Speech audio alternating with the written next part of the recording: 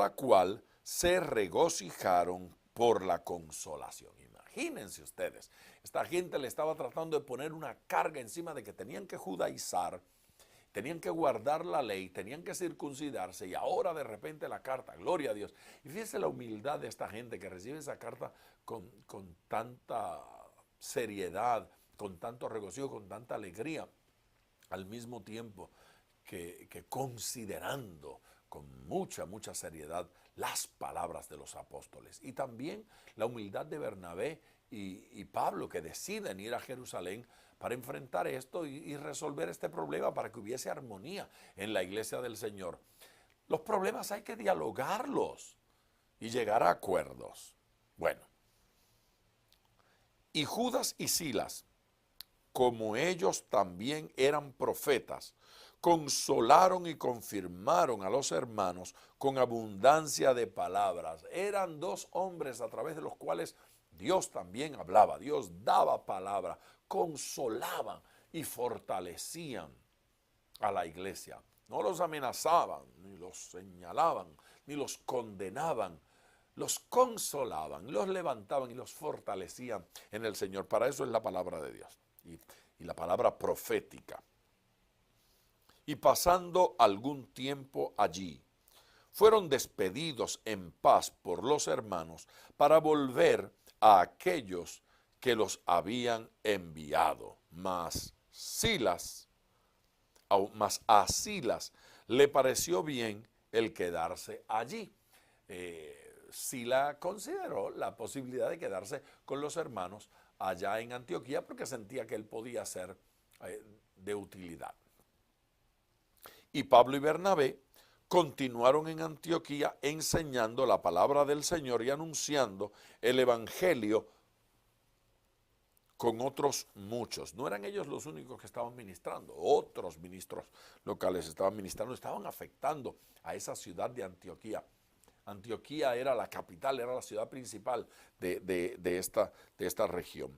Después de algunos días, Pablo dijo a Bernabé: volvamos a visitar los hermanos en todas las ciudades en que hemos anunciado la palabra del Señor, para ver cómo están. Miren, en un instante, en un ratito, ya vamos a orar al Señor. Me quedan unos versículos y vamos a orar por todos los que escriben, por todos los que llaman. Les doy nuestro correo electrónico, hoy no lo he dado, pero lo quiero dar en este momento. Mire que ahí debajo de su pantallita hay un correíto que dice envivo@diaspavon.com. ¿Sí? envivo@diaspavon.com.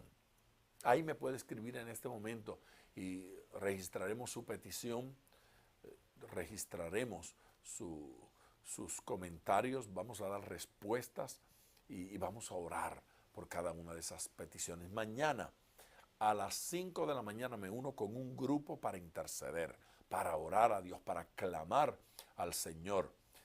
Y quiero incluir su petición en ese clamor, quiero incluir su petición en esa oración. Si usted quiere que oremos por esa petición, escríbanos ahora mismo en vivo@diaspavon.com. Con mucho gusto vamos a orar por usted. El apóstol Pablo le está proponiendo a Bernabé: regresemos y recorramos la ruta que hicimos en nuestro primer viaje misionero, y así vamos por las iglesias confirmándolos y ayudándolos, bendiciéndolos, fortaleciéndolos. Y Bernabé quería llevar consigo a Juan, el que tenía por sobrenombre Marcos. Ustedes se acuerdan de Juan. Juan fue de quien dijimos hace unos días que había desertado, que había abandonado el grupo, es decir, en el viaje misionero, en cierto punto, al muchachito Juan le dio homesick, le dio deseos de volver a casa, deseos de estar en el hogar. Y entonces abandonó a Pablo y abandonó a Bernabé y se regresó. Eso a Pablo le estuvo muy mal, le pareció muy feo, muy impropio, y tiene razón, era muy malo. Pablo tenía razón. Pero a Bernabé le pareció que había que dar segundas oportunidades, que había que ayudar, que había que dar la mano. ¿Con quién usted está de acuerdo? ¿Con Pablo o con Bernabé? Bueno, algunos dirán, si abandonó el grupo, entonces no merece ir con nosotros. Fantástico.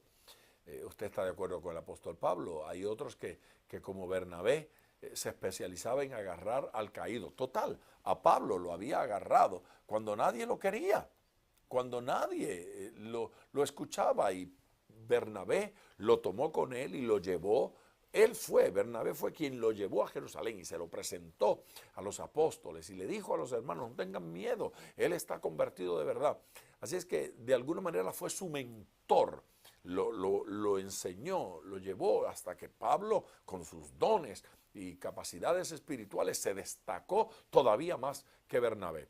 Ahora se va a iniciar el segundo viaje misionero y Bernabé dijo, yo quiero que vaya con nosotros este muchacho que en el primer viaje se cansó y se angustió y se fue, pero ahora va a funcionar bien. Pero Pablo dijo, no va conmigo.